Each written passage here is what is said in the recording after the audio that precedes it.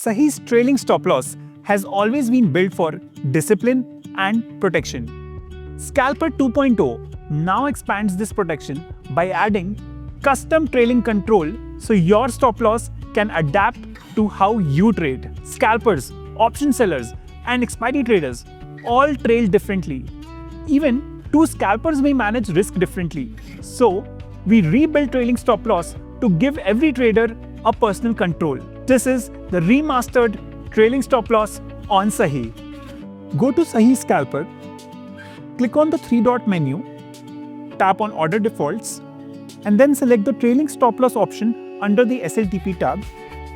Here, you can choose your custom trailing stop loss value.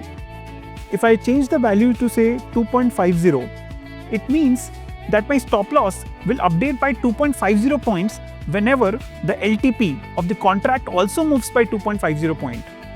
Click on Apply. That's it. Your stop loss will now trail based on your own rules, not fixed steps.